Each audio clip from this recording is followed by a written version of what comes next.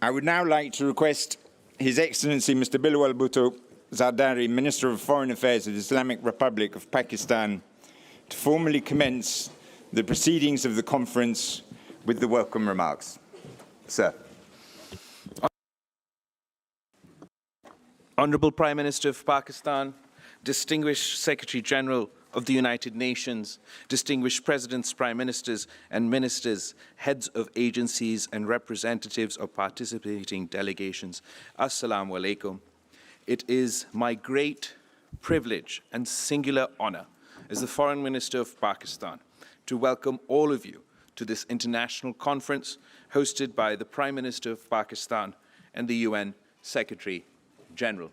As you are all aware, last year Pakistan experienced what the UN Secretary General called a monster monsoon on steroids.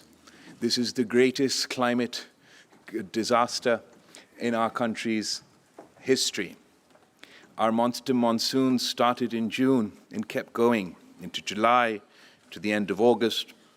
When the rains finally stopped, a 100-kilometer lake formed in the middle of our country.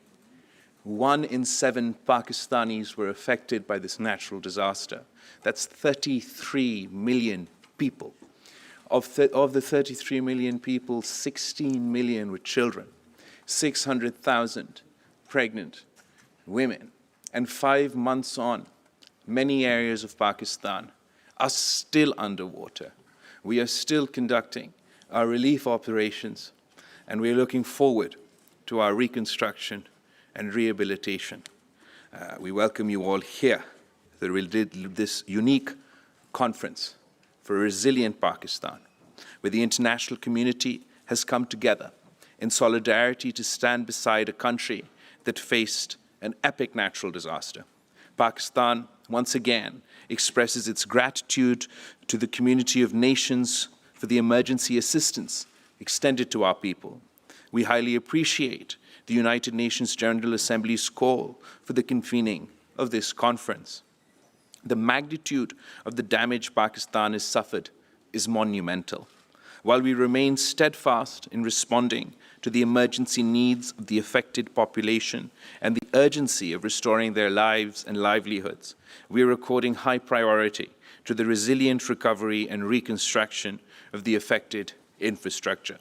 The government of Pakistan has worked with international institutions, including the United Nations, the World Bank, the Asian Development Bank, the European Union, to prepare a comprehensive framework document on resilient recovery, rehabilitation, and reconstruction.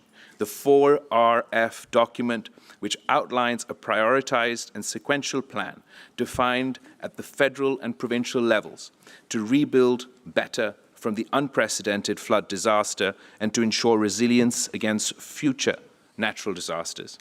Clearly, Pakistan confronts a monumental challenge.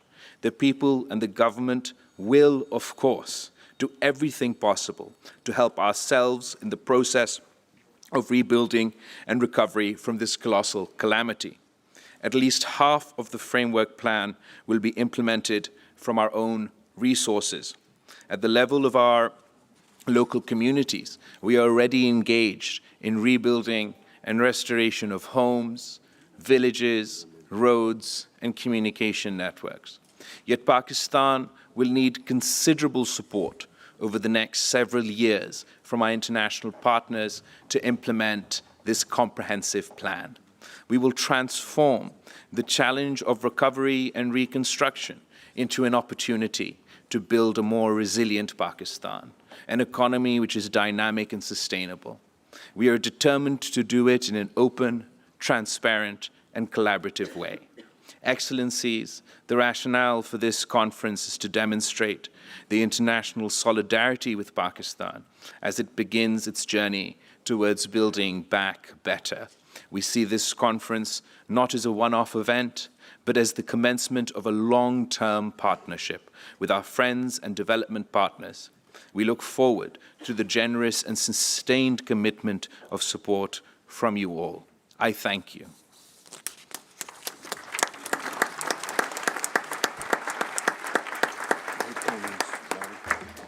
Thank you, Excellency. We will now watch a video on the floods and rains in Pakistan.